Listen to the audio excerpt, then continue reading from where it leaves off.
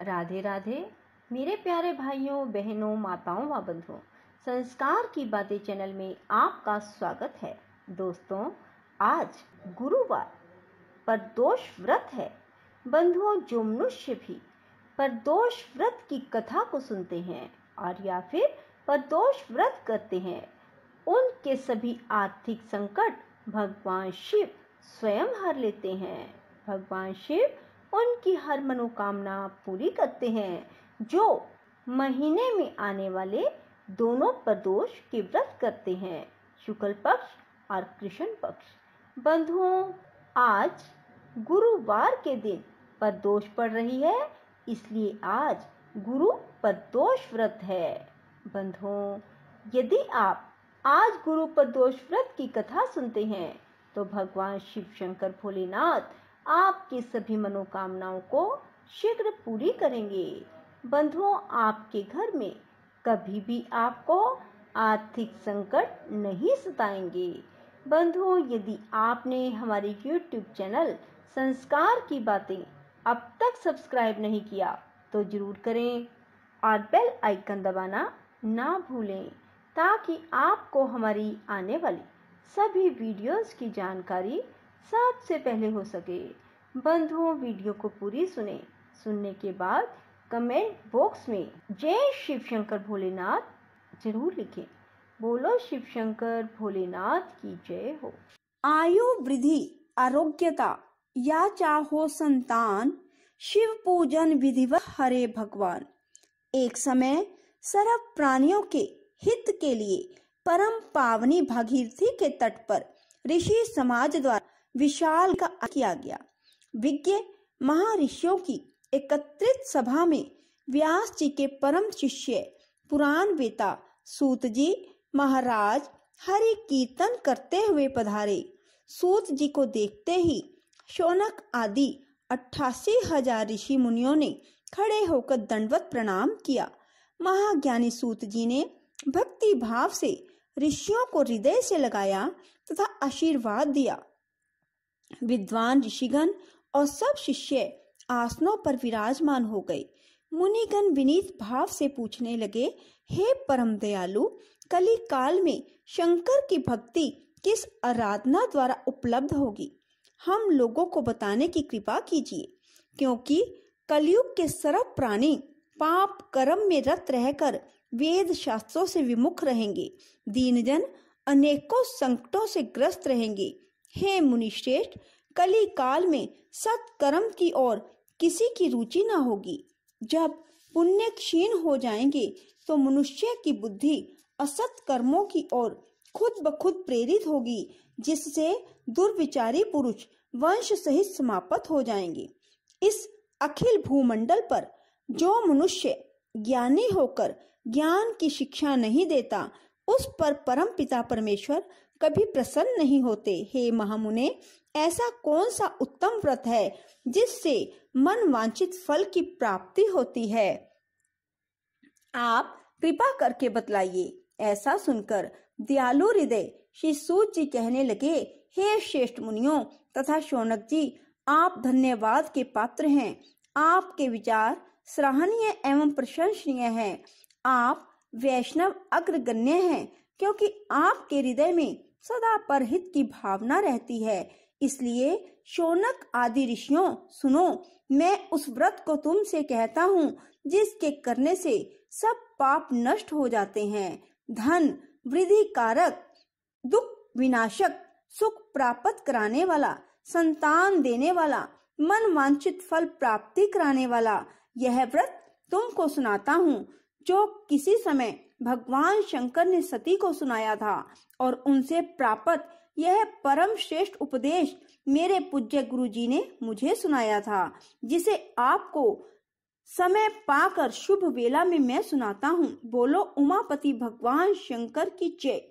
सूत जी कहने लगे कि आयु वृद्धि, स्वास्थ्य लाभ हेतु त्रयोदशी का व्रत करें। इसकी विधि इस प्रकार है। प्रातः स्नान कर निराहार रहकर शिव के ध्यान में मगन हो, शिव मंदिर में जाकर शिव की पूजा करें।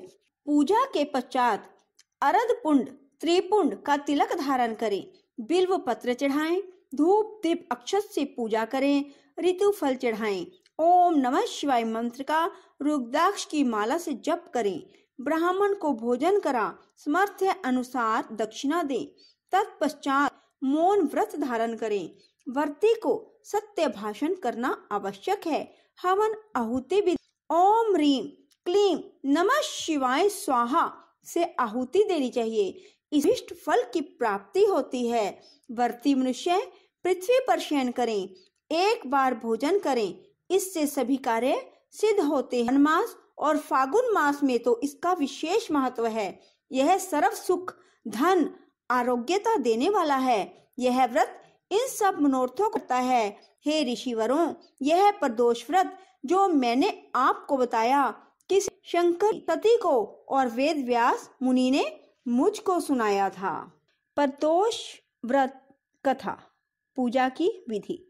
प्रदोषो रजनी मुखम के अनुसार सायंकाल के बाद और रात्रि के आने के पूर्व दोनों के बीच का जो समय है उसे प्रदोष कहते हैं। व्रत करने वाले को उसी समय भगवान शंकर का पूजन करना चाहिए। प्रदोष व्रत करने वाले को त्रयोदशी के दिन भर भोजन नहीं करना चाहिए। शाम के समय जब सूर्यास्त में 3 घड़ी का समय शेष रह जाए तब स्नान आदि कर्मों से निवृत्त होकर श्वेत वस्त्र धारण करके तत्पश्चात संध्या वंदन करने के बाद शिव जी का पूजन आरंभ करें।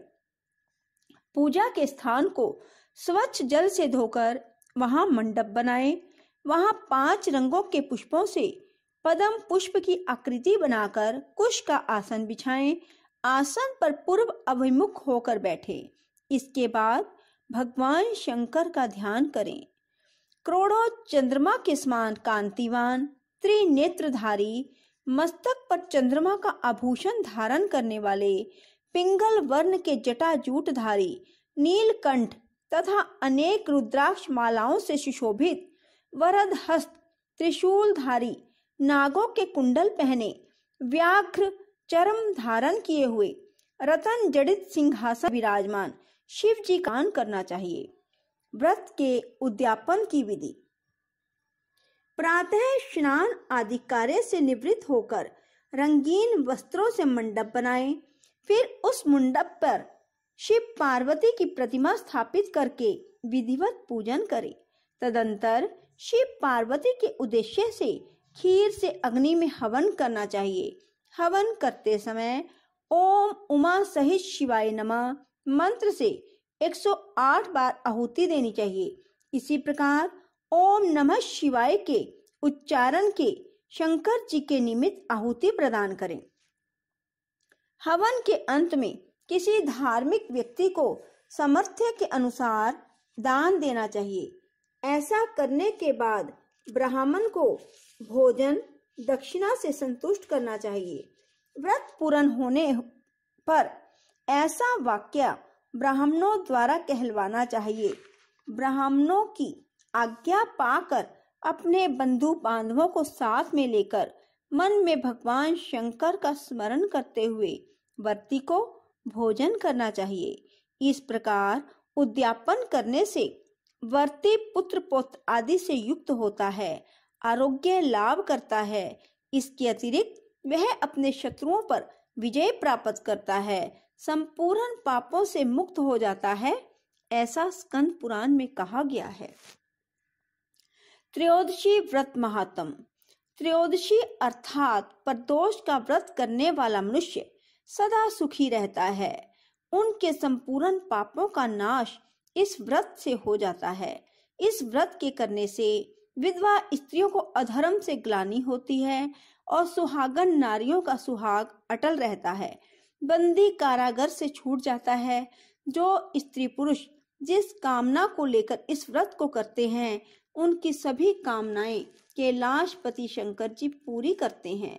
सूत जी कहते हैं त्रयोदशी का व्रत करने वाले को 100 गौदान का फल प्राप्त होता है। इस व्रत को जो विधि विधान और तन मन धन से करता है उसके सभी दुख दूर हो जाते हैं। प्रदोष व्रत में वार परिचय। रवि प्रदोष दीर्घ आयु और आरोग्यता के लिए रवि प्रदोष व्रत करना चाहिए। सौम्य प्रदोष, ग्रह दोष निवारण कामना हेतु सौम्य प्रदोष व्रत करें। मंगल प्रदोष, रोगों से मुक्ति और स्वास्थ्य हेतु मंगल प्रदोष व्रत करें। बुध प्रदोष, सर्व कामना सिद्धि के लिए बुध प्रदोष व्रत किया जाता है। बृहस्पति प्रदोष व्रत, शत्रु विनाश के लिए बृहस्पति प्रदोष व्रत करें। शुक्र प्रदोष, सौभाग्य और स्त्री की समृद्धि के लिए शुक्र प्रदोष व्रत किया जाता है। शनि प्रदोष, खोया हुआ राज्य व पद प्राप्ति की कामना हेतु शनि प्रदोष व्रत करें। गुरु प्रदोष, बृहस्पति त्रयोदशी व्रत, शत्रु विनाशक भक्ति प्रिय व्रत है। यह अति श्रेष्ठ 12 मास तिथि सबसे भी है। यह व्रत अति ज्येष्ठ। कथा इस प्रकार है कि एक बार इंद्र और वृतासुर में घनघोर युद्ध हुआ। उस समय देवताओं ने दैत्य सेना पराजित कर नष्ट भ्रष्ट कर दी। अपना विनाश देख वृतासुर अत्यंत क्रोधित हो स्वयं युद्ध के लिए उद्यत हुआ। मायावी असुर ने आसुरी माया से भयंकर विकराल रूप धारण किया। उसके स्वरूप को देख इंद्रादि सब देवताओं ने इंद्र के परामर्श से परम गुरु बृहस्पति जी का आवाहन किया। गुरु तत्काल आकर कहने लगे, हे देवेंद्र, अब तुम वृतासुर की कथा ध्यान मगर होकर सुनो। वृतासुर प्रथम बड़ा तपस्वी कर्मनिष्ठ था। उसके गंधमादन पर्वत पर उग्र तप करके शिव जी को प्रसन्न किया था। पूर्व समय में यह चित्ररथ नाम का राजा था। तुम्हारे समीपस्थ जो सुरम्य वन है वह इसी का राज्य था। अब साधु प्रवृत्ति विचारवान महात्मा उस वन में आनंद लेते हैं। भगवान के दर्शन की अनुपम भूमि है। एक समय चित्ररथ स्वेच्छा से कैलाश पर्वत पर चला गया। भगवान का स्वरूप और वाम अंग में जगदम्बा को विराजमान देख चित्ररथ हंसा और हाथ जोड़कर शिव शंकर से बोला, हे प्रभु, हम माया मोहित हो विश्वों में फंसे रहने के कारण स्त्रियों के वशीभूत रहते हैं, किंतु देवलोक में ऐसा कहीं दृष्टिगोचर नहीं हुआ कि कोई स्त्री सहित सभा में बैठे।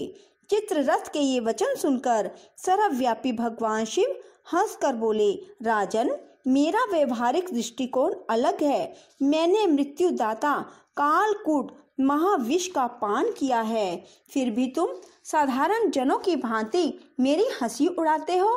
तभी पार्वती क्रोधित हो चित्ररथ की ओर देखती हुई कहने लगी, ओ दुष्ट, तूने सर्वव्यापी महेश्वर के साथ ही मेरी हंसी उड़ाई है। तुझे अपने कर्मों का फल भोगना पड़ेगा।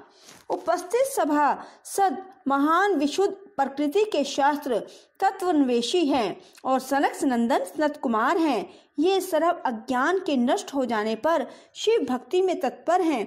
अरे मूर्ख राज, तू अति चतुर है, अतएव मैं तुझे वह शिक्षा दूंगी कि फिर तू ऐसे संतों के मजाक का दुस्साहस ही ना करेगा। अब तू दैत्य स्वरूप धारण कर विमान से नीचे गिर। तुझे मैं शाप देती हूँ, अभी पृथ्वी पर चला जा। जब जगदम्बा भवानी ने चित्ररथ को ये शाप दिया, जो वह तत्क्षण विमान से गिरकर राक्षस योनि को प्राप्त हो गया और प्रख्यात महासुर नाम से प्रसिद्ध हुआ। त्वष्टा नामक ऋषि ने उसे श्रेष्ठ तप से उत्पन्न किया और अब वही वृतासुर शिव भक्ति में ब्रह्मचर्य से रहा। इस कारण तुम उसे जीत नहीं सकते। अतएव मेरे परामर्श से यह प्रदोष व्रत करो, जिससे महाबलशाली दैत्य पर विजय प्राप्त कर सकोगे। गुरुवर के वचन को सुनकर सब देवता प्रसन्न हुए और गुरुवार प्रदोष व्रत को विधि विधान से किया। ओम नमः शिवाय। राधे राधे। जय श्री कृष्णा। दोस्तों, यदि आपको हमारी वीडियो पसंद आए तो इसे लाइक करें और शेयर भी जरूर करें। धन्यवाद।